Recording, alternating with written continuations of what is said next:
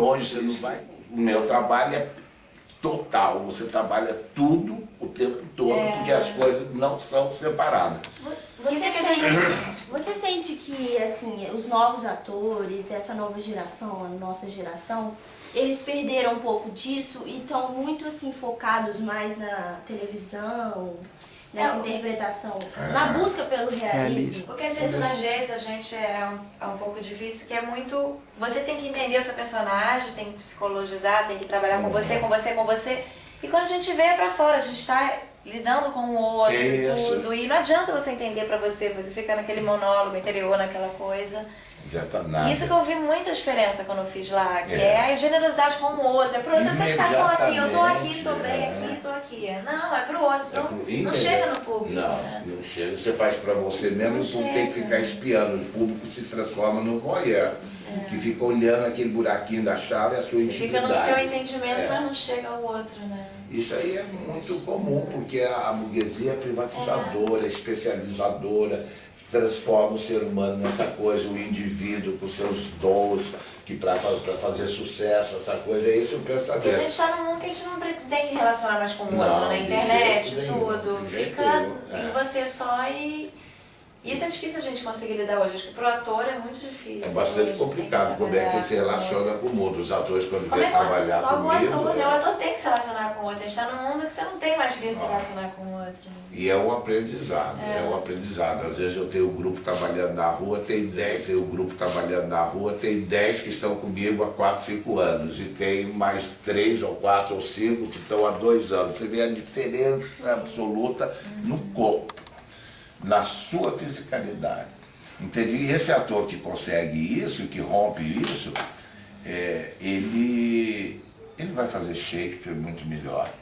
Ele não vai fazer literatura, ele vai fazer teatro. A fisicalidade, o verbo estar vai ser conjugado, e não o verbo ser. Entende?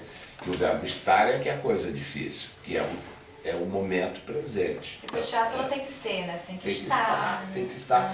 Se o ator não estiver, o personagem pode cansar de ser essa coisa chata que chama teatro, que a gente vai ver. Tem algum nome para citar como influência diante desse projeto Tá na Rua, que está falando sobre essa quebra dessa linguagem convencional, isso tudo que a gente está falando aqui? Teve alguma coisa que te fez inspirar? Não. Foi? Não. Isso daí é uma questão delicada também. Que é uma coisa interessante, é delicada e que a gente tem que aprender, porque a nossa forma, a pedagogia do mundo moderno é muito ruim. Ela não leva em contato o seu afeto, a sua identidade, não leva nada. Eles te jogam conceitos em cima e você vai ali e você aprende. Então acontece o quê? Que você, para fazer teatro, você precisa ler 3 livros do Meyerhold, precisa ler o Stanislavski inteiro, morrer de tédio de ler aquela coisa chata. Entende? Você tem que ler 8 livros do Martin Ashley sobre o teatro do absurdo, e que não adianta nada. E você fica aprendendo essa coisa toda. Então começa a acontecer uma coisa que você aprende uma teoria para aplicar no seu teatro. Aí o seu teatro fica teórico. E você tem 1000 ideias e nada daquilo está lá em cena. Porque você é o que você faz, não o que você está pensando. Entende? Então não tem... A teoria não ajuda nesse sentido. Então, agora, não é que ela não exista, mas eu não fui atrás de nenhuma teoria, eu fui fazer o que eu sabia. Pelo menos para mim, quando eu estou lendo, ou então quando alguém fala, eu entendo o que o texto quer passar, alguma coisa, mas a dificuldade é exatamente no corpo, porque você idealiza, mas você tem que transmitir para o corpo o que você idealizou. E isso é a maior dificuldade, eu acho, porque às vezes você entende você sabe o que você tem que passar, mas você tem que ter uma noção de como você vai passar para o corpo aquilo. Certo? O seu corpo está informado. É o seguinte, tudo que você idealiza, você não realiza. Não realiza. Se você tem um modelo na cabeça de como é o Hamlet, você não vai chegar lá nunca. Não, mas... Entende?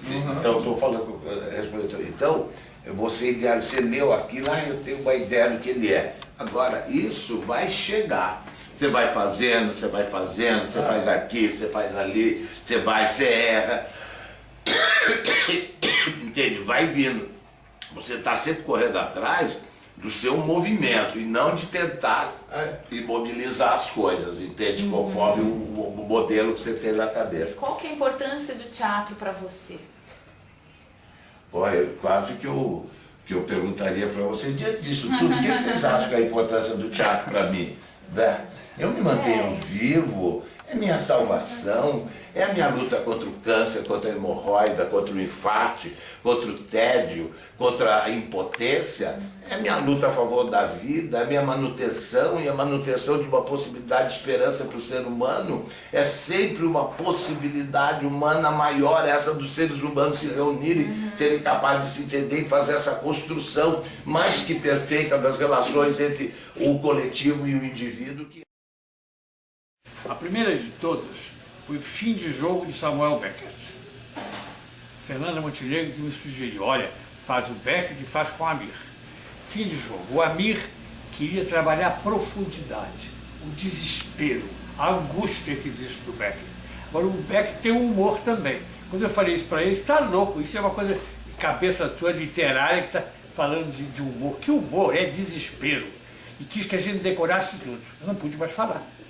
A peça ia estrear. No dia da estreia, o Amir apareceu na hora do almoço lá em casa e disse, eu estraguei o espetáculo, eu dirigi tudo errado, você estava certo, falta humor ao nosso espetáculo.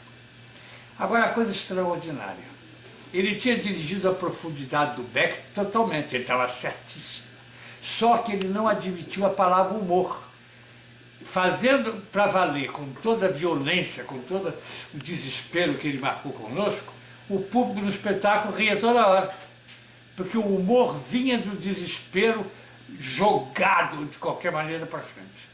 O Amir sumiu e nunca mais viu. Na época a crítica foi fantástica, porque a crítica dizia assim, o Amir Haddad, que é um homem que tem a mania de inventar tudo, ele inventa sempre um espetáculo, faz uma coisa inesperadamente diferente, aqui foi muito sóbrio e fez uma direção excepcionalmente sóbria e feliz.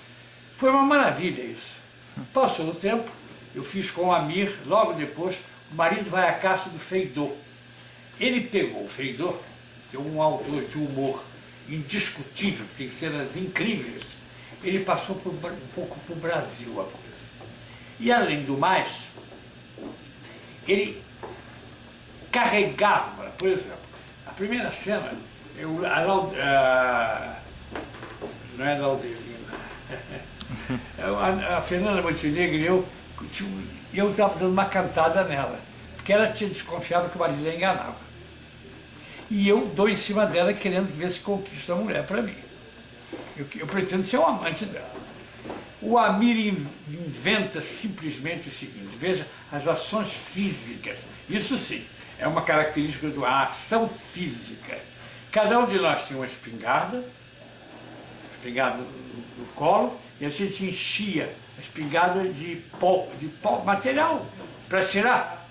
Então era isso.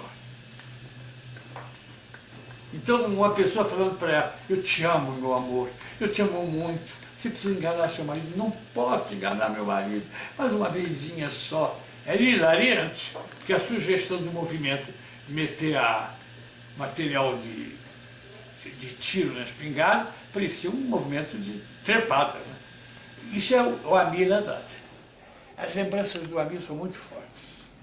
O Amir continua sendo um diretor que não para. Esse grupo dele está na rua, é um grupo altamente representativo, de uma tentativa de modernidade e de simplicidade, um teatro ligado ao teatro de rua, um teatro antigo, um teatro que começou lá com a comédia dell'arte. O Amir é um gênio do teatro brasileiro. E nós somos muito amigos. Muito obrigado por ter me colocado com o Meyer Rode, Peter Brook e tudo isso. Os seus alunos só não foram atrás deles porque vocês mandam a ideia e não dão as passagens. Aí eles só puderam vir para cá porque dinheiro para ônibus eles tinham, mas para ir ver o Peter Brook, daí o Meyer Rode que tinha que ver numa sessão espírita, não sei aonde. Então, Marina, olha que tarefa você deu para os seus atores. Mas eles vieram aqui e adorei. Olha, quero dizer também, Marina, muito por ter sido você que mandou, é que eu os recebi. Porque eu tenho respeito por você, pelo teu trabalho, e você sabe o que eu penso de teatro. Então, eu tenho certeza que eu não terei falado nada aqui que não esteja de acordo com os ensinamentos que você manda, porque você é uma pessoa que faz, você não é uma pessoa que ensina. Beijo. A gente estava falando disso, o Guarnieri estava escrevendo as peças dele, o Vianinha escrevendo as peças dele, o Paulo Ponte escrevendo a peça dele, o Glauber Rocha fazendo os filmes dele, era muito melhor.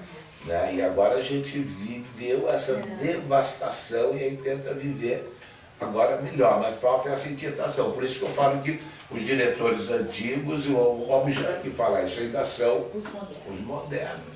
Porque guardamos essa inquietação, não somos conformistas nem conformados. Muito bem. Né?